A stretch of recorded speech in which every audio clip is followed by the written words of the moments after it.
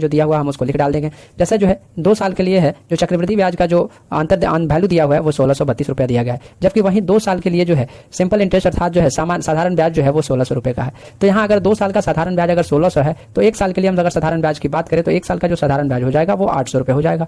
अब यहाँ हमारा कुछ ट्रिकी टाइप ऑफ क्वेश्चन है कि जो हमारा 1 साल का जो किसी प्रिंसिपल के ऊपर जो एसआई है वो 800 रुपये बन रहा है, तो फिर 1 साल के लिए अगर हम सीआई की भी बात करें तो 1 साल में जो हमारा सीआई बनेगा वो भी 8% ही बनेगा, क्योंकि पहले साल में जो सीआई और एसआई का अंतर होता है वो दोनों समान होता है। हम दूसरे साल के लिए बात करें तो दूसरे साल में जो हमारा ब्याज होगा वो एसआई के लिए तो समान ही होगा, बट जो दूसरे साल में जो सीआई होगा वो आर का R% होगा, क्योंकि जो हमें पहले साल में ब्याज मिलेगा उसी का जो रेट ऑफ परसेंट होगा उसी के परसेंट का परसेंट जो हमें ब्याज मिलने वाला है। तो हमने कहा 800 तो मिलेगा ही मिलेगा, और प्लस बता रहा है कि हमें दूसरे साल के अंत में जो है 32 रुपये फालतू मिल रहे हैं। तो इस प्रकार से जो है 800 का कितना परसेंट जो है वो 32 रुपये हमें फालतू मिलेगा। तो हमने यहाँ से 800 का अगर परसेंट निकाले ताकि वो 32 आए, तो इसके लिए यहाँ से 4% आ जाएगा, 4% रेट ऑफ दर है। तो इसके लिए सबसे एक शॉर्टकट ट्रिक होता है कि 3 सालों के लिए जो एसआई और सीआई का जो अंतर होगा वो एसआई सीआई का अंतर होता है 2 वर्षों के ब्याज का अंतर, जो 2 वर्ष के ब्याज का अंतर है वो एसआई माइनस सीआई है वो, और इंटू R/100 और प्लस का हो जाता है 3।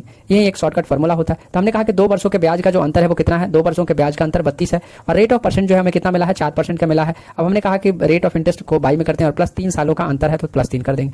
अब हमने कहा 32 गुना इसको करेंगे तो 304 बटा जो हो जाएगा वो 100 हो जाएगा। तो यहाँ से आ जाएगा 32 गुना 3.04 आ जाएगा। तो इसको मल्टीपल करेंगे तो 97.28 रुपये जो है वो 3 सालों का जो होगा एसआई और सीआई का अंतर होगा।